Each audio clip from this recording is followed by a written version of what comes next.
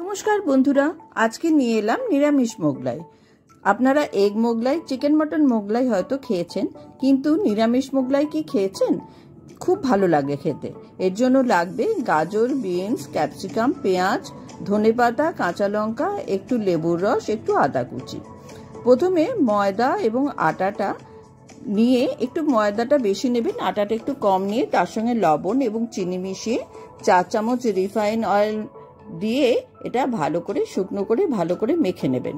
শুকনো করে মাখা অবস্থায় আপনারা হাত দিয়ে দেখে নেবেন যে হাতের মুঠোতে যে এটা ছেড়ে ছেড়ে যাচ্ছে কিনা।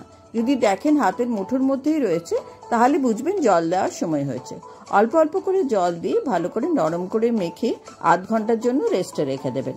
সবজিগুলো ছোট ছোট করে কুচিয়ে তার মধ্যে লবণ চিলি ফ্লেক্স এবং গরম মশলা গুঁড়ো একটু গোলমরিচের গুঁড়ো দিয়ে রাখবেন। 5টা লেচি করে নিলাম এবং একটু বড় করে বেলে তার মাঝখানে সবজিগুলো দিলাম এবং মোগলাইয়ের আকারে আমি ফোল্ড করে বেলে নিলাম।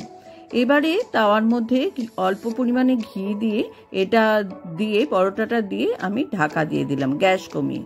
এবারে উল্টে ভালো করে চেপে চেপে দিলাম। দেখুন এরকম ভাবে ভালো করে চেপে চেপে দিতে হবে যাতে সবজিগুলো ভেতরে সেদ্ধ হয়ে যায়। এইভাবে করে আবার সাইড দিয়ে একটুখানি তেল ব্রাশ করে দিলাম। আমি কিন্তু খুব কম তেলে ব্যবহার এটা করছি, আপনারা দেখতেই পাচ্ছেন রিফাইন অয়েলেই করছি আর খুব কম তেলে। এটা ওইরকম তেলে বেশি করে ভেজে নিচ্ছি না। এবারে আমার খাবারটা রেডি হয়ে গেছে। এই যে সসটা আমি করেছি টমেটো সসের সঙ্গে চিলি সস এবং একটু কাসুন্দি অল্প একটু চিনি একটু নুন মিশিয়ে সসটা তৈরি করেছি। খুব ভালো লাগে খেতে। বন্ধুরা ভিডিওটা দেখে আপনাদের কেমন লাগলো জানাবেন। অবশ্যই লাইক শেয়ার সাবস্ক্রাইব করবেন। নিজেরা বাড়িতে বানিয়ে খাবেন, উপোসের দিনেও খেতে পারেন। ভালো থাকবেন। নমস্কার।